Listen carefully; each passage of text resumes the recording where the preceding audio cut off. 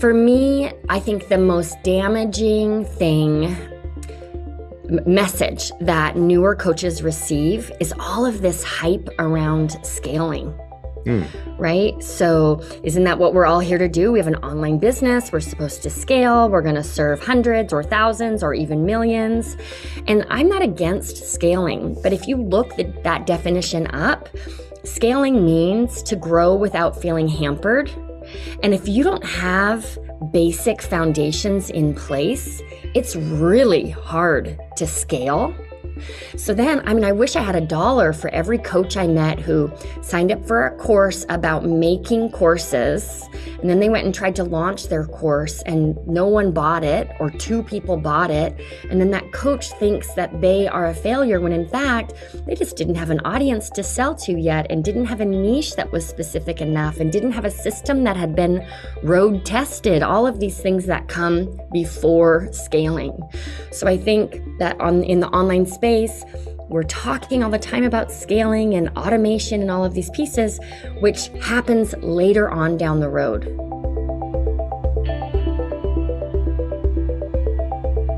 Welcome to another episode of the Health Coach Academy podcast. I'm your host, Omar Cumberbatch of OmarCumberbatch.com. Really appreciate you taking the time in and listening to new and good stuff in the health coaching space.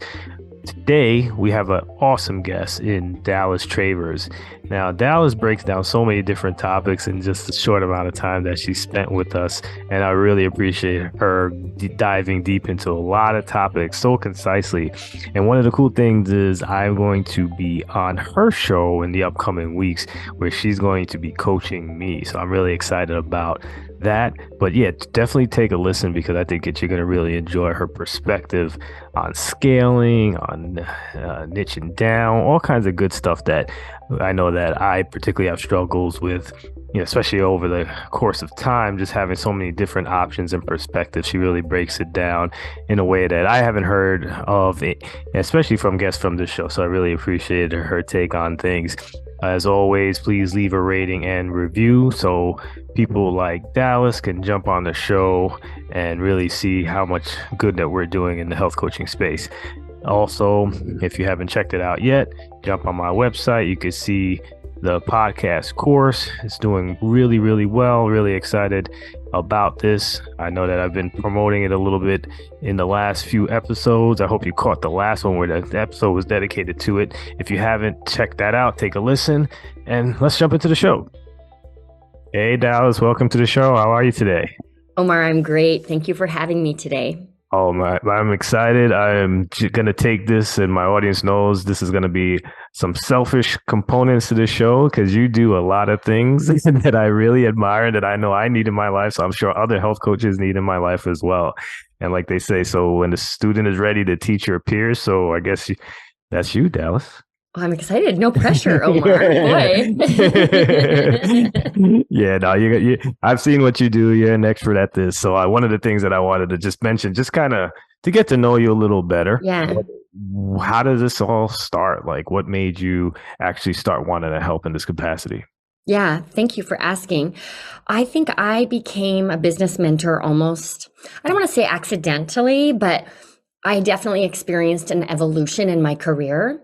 So for your listeners, health coaches, most health coaches I know got into coaching because of the dramatic experience or transformation they experienced with their own health, whether that was on their own path or working with a coach.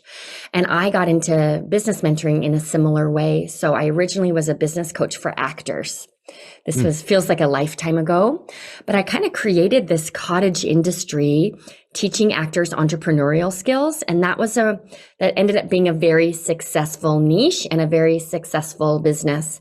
And then over time, I had coaches kind of come and privately tap me on the shoulder and ask me if I would mentor them and show them how to do essentially what I did in this very specific market.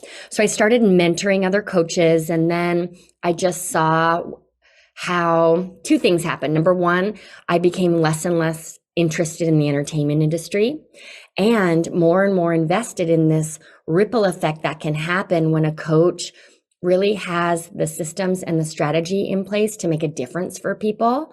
The difference they make for people has this effect not only on their lives, but on the lives of the people around them. And that really lights me up. So I've been mentoring other coaches now solely since about 2018, when I closed my business serving actors down and went all in as a business mentor. So one of the quick questions I always like to bring up, especially when you describe a situation like that, were you always good at business? Oh, I have been entrepreneurial since I was born, I think. Oh, that's great. I remember I was little, so because I was still living in Canada. So I was like, I don't know, 7 years old. And I would make these sculptures out of dandelions. Because if you shred a dandelion stem and put it in water, it curls up in this really cool way. So I made these little sculptures and sold them on the street. Oh, wow. So, yeah, I've always kind of been a natural in this arena for sure. Oh, that's awesome. You are blessed to have that entrepreneurial spirit. And that's something that I know that I'm trying to encompass as well. And that's really one of the things that I felt health coaches may have this struggle. And obviously, if you listen to the show, they're trying to get some answers. So I was curious, what are some of the common online practices that you feel aren't getting coaches results, and maybe we're just misguided in the way we start, specifically trying to chase ideas that are not necessarily effective? Yeah. Oh, that's such a good question. So for me, I think the most damaging message that newer coaches receive is all of this hype around scaling. Right? So isn't that what we're all here to do? We have an online business. We're supposed to scale. We're going to serve hundreds or thousands or even millions. And I'm not against scaling, but if you look that definition up, scaling means to grow without feeling hampered. And if you don't have basic foundations in place, it's really hard to scale. So then, I wish I had $1 for every coach I met who signed up for a course about making courses. And then they went and tried to launch their course and no one bought it, or 2 people bought it. And then that coach thinks that they are a failure when in fact, they just didn't have an audience to sell to yet, and didn't have a niche that was specific enough, and didn't have a system that had been road tested, all of these things that come before scaling. So I think that in the online space, we're talking all the time about scaling and automation and all of these pieces, which happens later on down the road. So the biggest block between where a newer coach stands and where they want to be is this desire to move fast and in a way skip some of the essential steps. Because in the beginning, you have to be really visible, which is just scary. And my daughter's 8, she calls it nervousing. It's very nervousing to put yourself out there in that way. But that is how you build a business that then becomes scalable. It doesn't happen the other way around. Right. So obviously that you just touched on one component of it. What are other components to really consider as a foundational piece when it comes to starting your business? Yeah. So we build a foundation so we can scale later. Inside my program, which is called The Hive, I talk about the ripple effect system. And the first layer is putting yourself in a position where you have a repeatable process to bring in private clients. Private clients are where we get good at selling. It's where we test our message. It's where we really figure out who our dream client truly is through working with people rather than filling out avatar worksheets. And it's where we build our coaching skills plus our confidence, because we're helping people and we're in the experience with them. So if you try to skip over the private client piece or don't spend time niching down, you're going to struggle in that area. And then it's really hard to ever list build. I'm thinking about a health coach that I know. I'll call her Wilma. Wilma serves folks who are in that weird gray zone where they know they have an autoimmune disease, but they have not yet received a diagnosis. And that can be a 4 or 5 year window, which I didn't realize. So that's a really specific niche. She serves folks who know they have an autoimmune disease, but have not received a diagnosis. And since she drilled down into that really specific moment in time, Then her business started to really gain traction. Before that, it was really hard for her to find clients. So it's that beginning piece of being patient enough with our niche and message and patient enough to figure out how to bring in clients on tap that set you up to really grow in the long term. So on that note, I find it very difficult for myself and a lot of other entrepreneurs starting out, like that idea that niching down is scary and you're excluding other individuals. Can you just give us at least a little advice to kind of stop that in its tracks so that we can take your advice and do what we're supposed to do and really get down to who our audience really is? Yeah, it's interesting. I caught myself because I said niching down, and I really try not to think about it that way because it brings up everything you just mentioned. Instead, I like to think about niching deep, right? So instead of narrowing your niche, it's about deepening it. So let me explain what I mean. If we look at the traditional approach to niching, right? Imagine you've got your dream client avatar worksheet that you're filling out, and it's asking you these very surface level questions: age range, gender, occupation, like details that are in a lot of ways irrelevant and don't speak to a shared experience that where we really have expertise and that our audience holds in common with us and with each other. So niching down is scary because we do feel like we're leaving people out. If I help middle-aged women who are in perimenopause get back into their skinny jeans, I'm kind of making this up on the fly here, right? I'm leaving out all of the men. And what about women who are 30 who want to work with me? And all of these fears and questions come up when we think about narrowing. But if we look at deepening and ask real questions, I'll give you a couple of examples about the lived experience of our clients, suddenly we realize that these factors that in the past felt limiting, like gender and age range and all that crap, they become irrelevant, and we get to really sink into our why and the symptoms of the problem that we try to solve for our clients. So I guess my first piece of advice here when it comes to niching, if you're nervous about it, forget about going narrow and instead think about going deep. I mean, so that would be able to encompass a wide range of demographics with a specific problem, which is actually pretty cool. Okay, I like that. Can I share just a couple of questions to help folks think about deepening rather than narrowing? Yeah, that's great. Go ahead. So I like to think about, like, as a coach, what is your stance? So this is a combination of your core values, your worldview, and the argument that you are willing to make until you're blue in the face, right? So if you look at your industry and you look at the advice that's typically out there for your audience, what's outdated, broken, or even harmful about that advice? Okay. Another great question is, what does your dream client believe is the solution to their problem? And then what are they missing? So if we can start to dig into the mindset of our client and let those surface level details go, you'll find you have a very clear and compelling niche that does not feel limiting. Instead, it feels really rich. I love it. Yeah, I kind of it's bringing me back to a time when I was basically how I got into health coaching really was following this guy named Sean Croxton. He used to do underground wellness maybe 10, 15 years ago.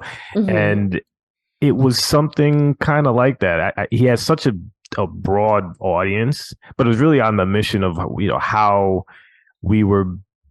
It was almost borderline conspiracy without being the conspiracy thing. It was just like everything kind of was what you're like the mainstream things around health and wellness obviously weren't working because everyone's sick, right? So like, what is the issue here? And like when the messaging was different, it attracted such a large audience that the stuff like paleo became into existence, and keto, like things that were alternative to what the food pyramid was. And a lot of people gravitated to it, and it was a wildly successful show that helped many people across the board. So that might have been his way of getting around it and having not a specific avatar as opposed and like just it was just of interest and so that's interesting.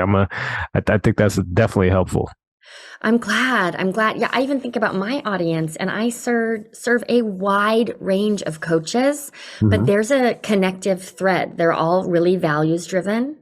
They all are they're tired of hodgepodging their business together. They care more about making a difference than they know that's the path to generating money. All of those are shared beliefs and values that my audience holds, and they range in age from, I don't know, 20 years old to 65, Wow. and their gender doesn't matter, and they're a very diverse range of races and ethnic backgrounds, but yet in a lot of ways they're the same person because I focused on their lived experience and their beliefs rather than the details that define them.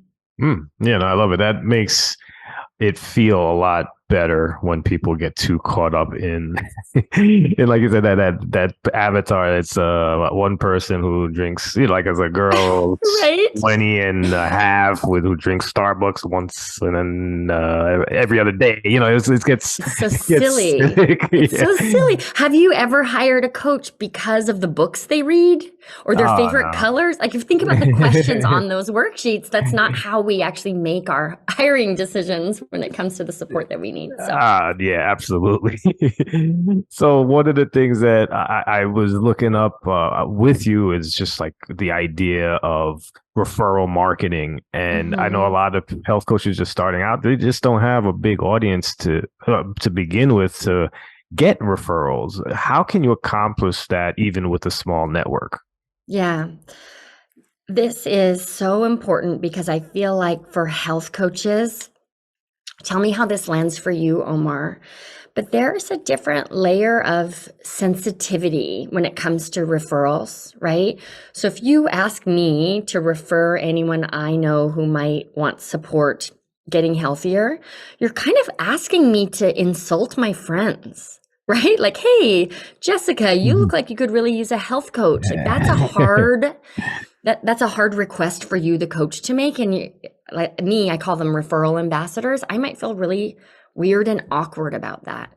So it's incredibly important when we're requesting referrals that we come from a place of service and unattachment, right? So if I'm going to ask you for referrals, I am only going to do so if I'm okay with you saying no or okay with you ignoring me. Because it just might happen, right? And Right. that just comes with practice, right? Yeah. And really working on our mindset so that we separate our own worth from the perceptions or the reactions of other people. But that's I want to touch on that first because health coaching, asking for referrals, there's this extra layer that doesn't exist. You and I were talking before we started recording. Like, if you're an Instagram expert, that extra layer of sensitivity isn't there.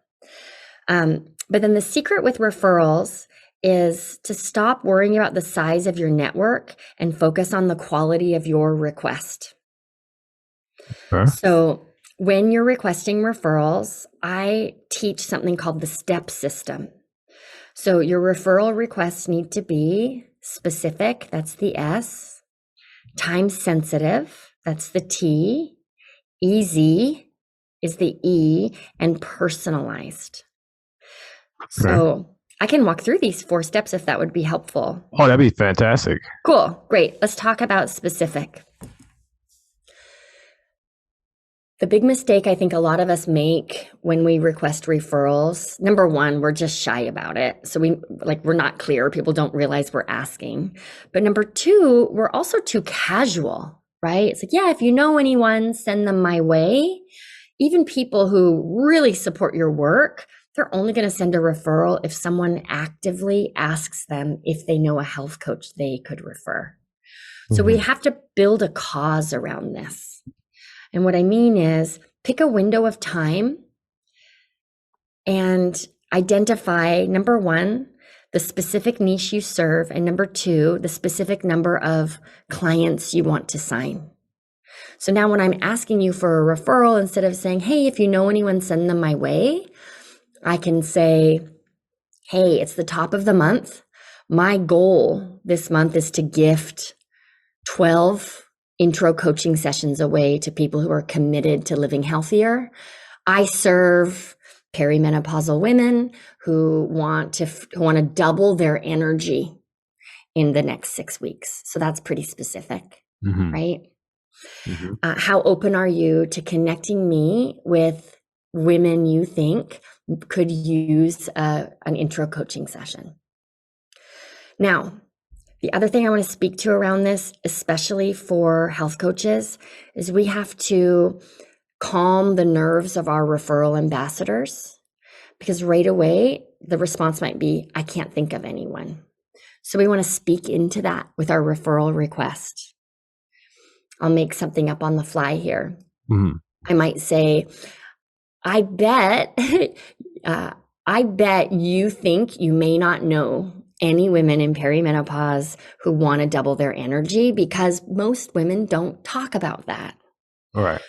Here's what I can tell you, and maybe I'm going to pull some stats. I'm going to make up these stats, but 70% of women over 40 have entered into perimenopause, and 60% of them, the first symptom is less energy.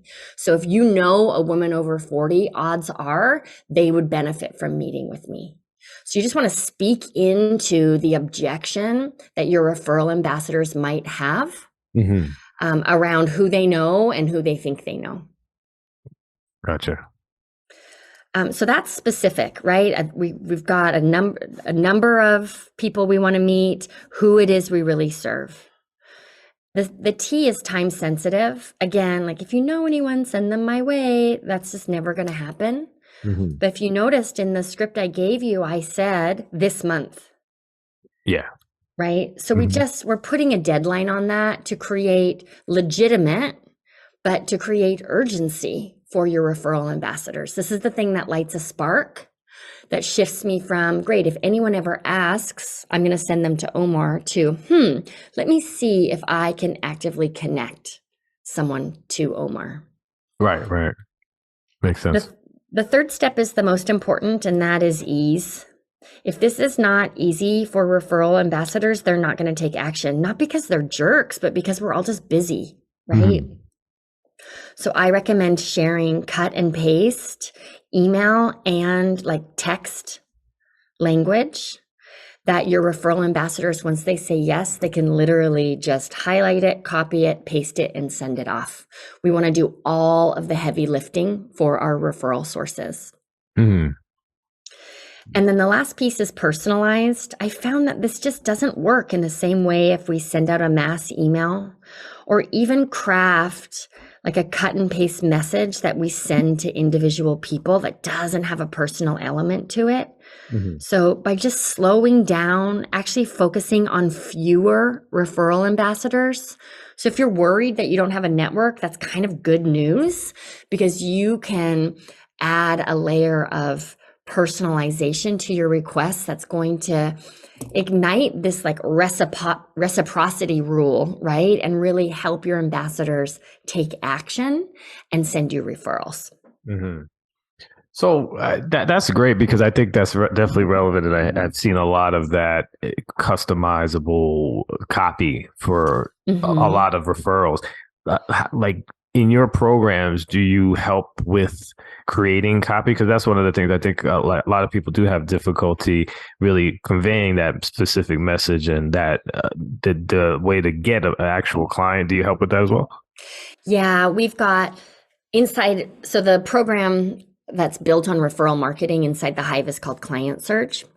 And when I designed that program, I created 3 case study templates for every step of the process. And I intentionally picked coaches with a niche that I felt was like a hard niche to request referrals. around. So we've got a whole system for if you are a health coach, here are all of the templates for you, because I think it's a little more challenging for health coaches. We also have one if you're like a parenting coach, because that can feel pretty sensitive. And if you're an anti-racist or an inclusion coach, that can also feel sensitive. So I've really strived to eliminate the guesswork and deliver templates that have been proven to work, but are easily customizable, so they feel like your voice. That's great. Yeah. Yeah, copy is such a tough area that I never realized the importance of until recently. So it's definitely something that's important. But do you think it's a skill that's learnable? I think some people are naturals at it, but do you think that you could, with effort, become a good copywriter?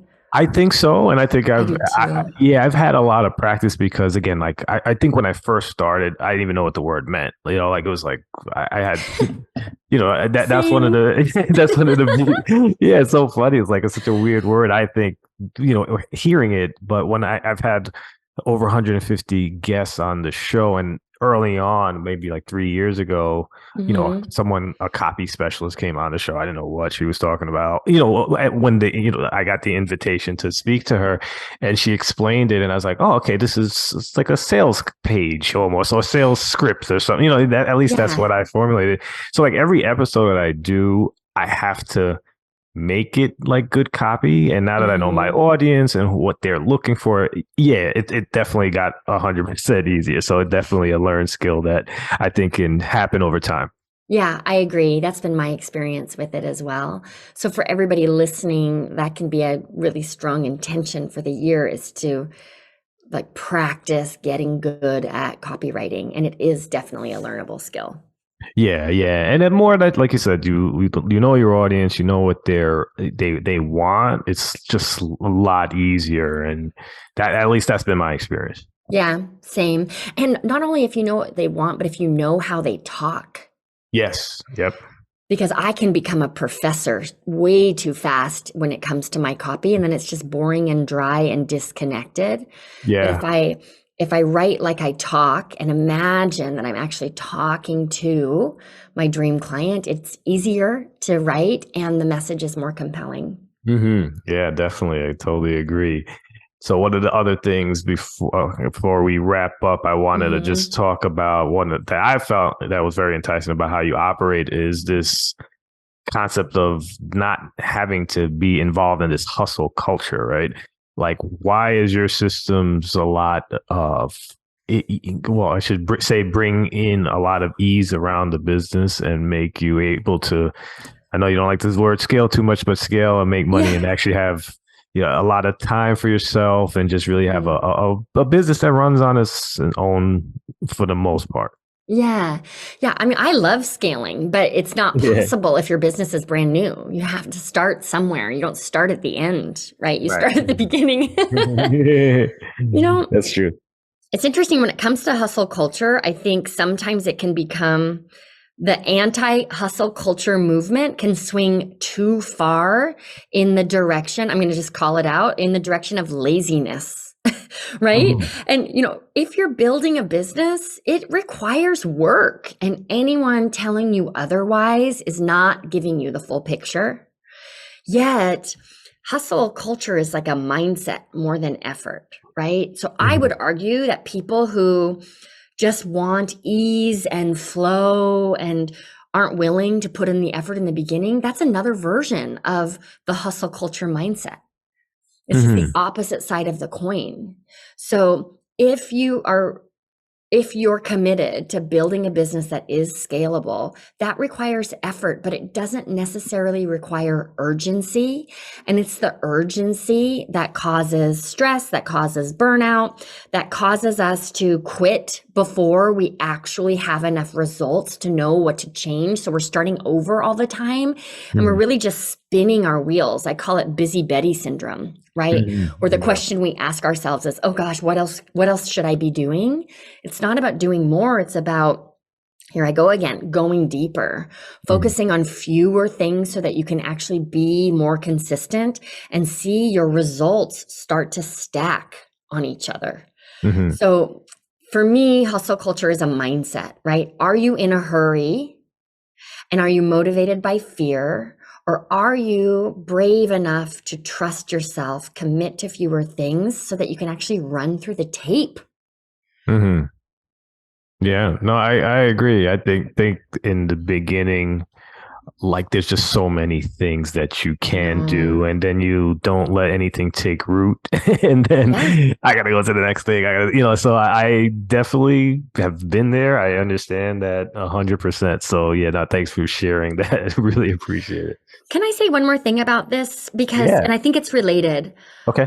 There's a huge difference between thinking and doing. And a lot of newer coaches I meet, they spend so much time thinking about their business, thinking about going live or finding a new strategy, like whatever the thing is, and not a lot of time actually doing. Hmm. Hmm. And the thinking is exhausting because the day is over and we feel like all we've done is work on our business, but we haven't actually taken any action. Right. So Right. if you want to step out of hustle culture, think less and do more. Hmm. Yeah. No. Absolutely. That's. I mean. Yeah. That's a very very good point because I experienced that many times as well. Same. Yeah. Wow. Uh, So this is Dallas. You've been fantastic. I want you to get an opportunity to share how we can keep up with what you're doing and jumping on your website, social media handles. I know you're very active on Instagram. I've been watching you for a while now as well. Can you just share that as well? If you have any, parting advice for health coaches just starting out, to just give us that information now. Sure. Yeah. I think the two best places to find me are on Instagram. My handle is Dallas Travers Biz Mentor. And then I have a podcast where I coach newer coaches. And the name of that show is Coaches on a Mission. So if you're a fan of podcasts, you can check that show out. And there's a lot to learn on that show. And it's fun also because you hear coaching in action. Yeah, that's great. It's really fun. Yeah. Thank you again for having me on the show. Oh, my pleasure. I know that I got a lot out of it, and I'm sure that the audience will as well. So thank you for taking the time out today for sharing with us. My pleasure. All right. Have a great rest of the day. Thanks, Omar. Hope you enjoyed listening to today's episode of the Health Coach Academy podcast. If you did, jump over to iTunes and leave a rating and or review. It goes a long way in helping get this message out to our fellow health coaches and people in our industry. Also, if you can, jump over to my website, omarcumberbatch.com, where I give out a lot of freebies, including my 5-day sugar challenge for people who are having issues with sugar. And also for health coaches, I have the book, Hidden. It's the 6 not so obvious ways to get your clients unstuck. Have a great day.